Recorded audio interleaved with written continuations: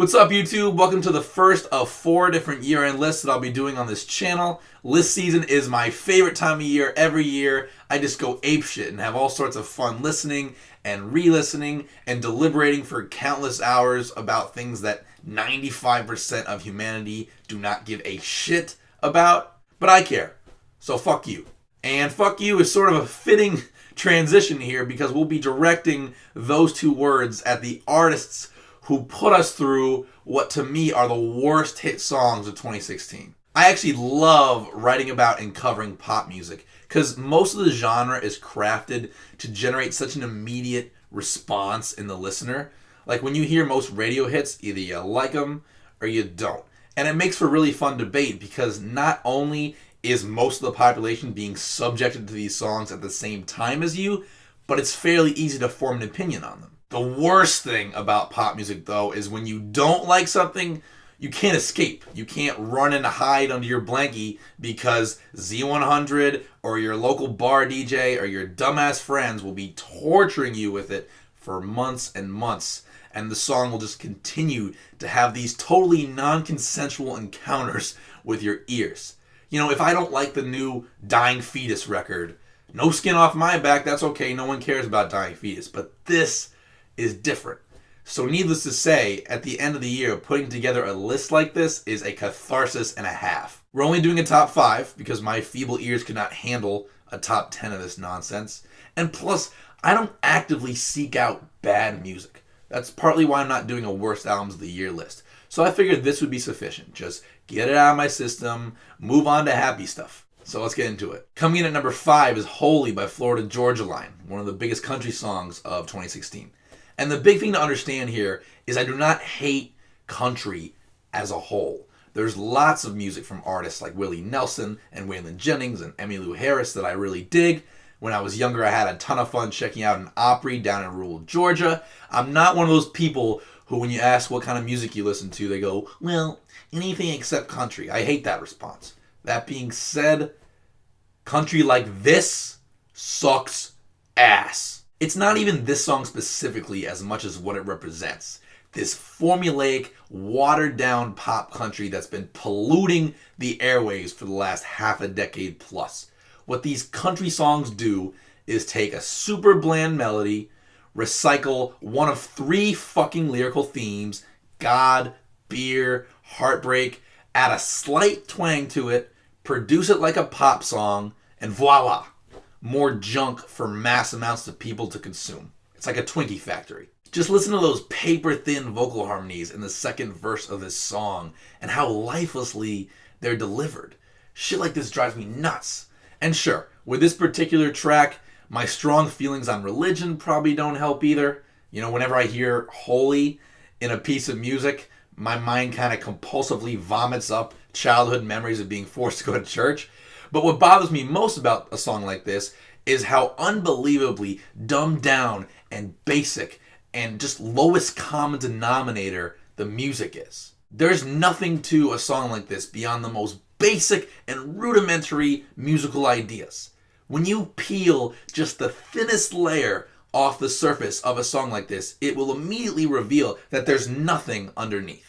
And if you're someone who just thinks that Florida Georgia Line are so genuine and these guys are just good old boys who happen to make it, this same album has a song where they collaborate with the Backstreet Boys. And guess what the song's about? If you guessed God, you're catching on. Amen to you. At number 4 is the Chainsmokers with Closer. I remember so vividly the day this song came out. Because, you know, I liked Roses. I liked a couple of their bangers from before. And I was like, all right, they're dropping a new song. And I heard it, and I was just like, oh, fuck, this is going to be huge. Little did I know how right I was. From early September until now, this song has been completely inescapable. And that's a shame, because it's not very good. If I was still in college and, you know, going to parties and being social and stuff, this would have been one of those songs where every time it came on, I'd either go get a beer, or if I was already dancing with a girl or something, I would just have to sit there and suck it up and pretend that I liked it for 3 minutes. And sure, cue the jokes about my sex life. Ha ha ha. And you know, the lyric, we ain't ever getting older, which makes no sense, really bothers me. And also the drop to this song is literally 3 notes. It sounds like when a toddler jumps on a Casio keyboard and starts goofing around, and like the whole family like gathers around and smiles at how cute it is. I'm not into this song, and I cannot wait until it's yesterday's news. Taking home the bronze is Drake's One Dance.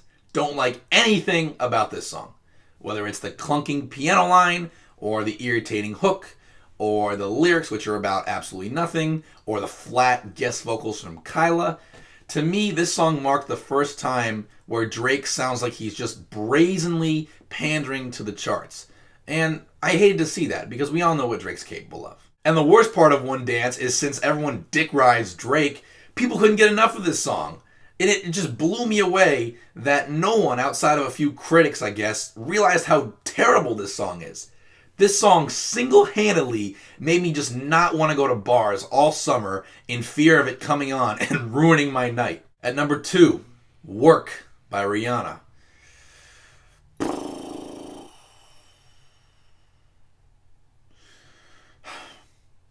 I'll say this.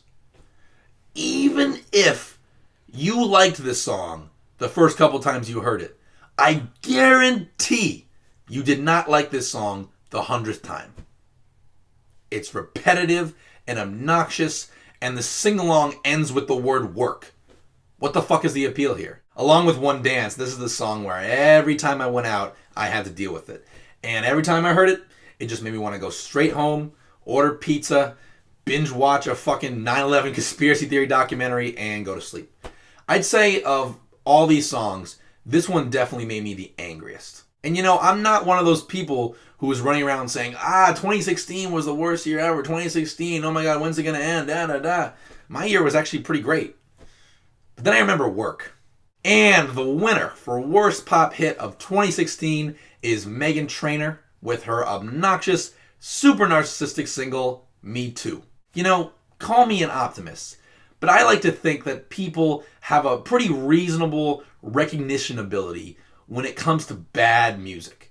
And rightfully so, her new album, Thank You, got panned by critics. One of my favorite reviews came from Alexa Camp of Slant Magazine. She wrote that Meghan Trainor confuses delusional self-importance with self-worth, pays lip service to a millennial generation raised on hollow self-affirmations, and continues to peddle a myopic, commercialized brand of feminism. I couldn't have said it better myself. This poor woman is clearly stuck in the industry machine, and she's being a good little puppet right now, but sooner or later, they're going to grind her up and spit her out like we usually see with artists like this that are so calculated and so forced. So, I mean, I'm rooting for her, but putting out music like this does not usually bode well for longevity. So there you have it.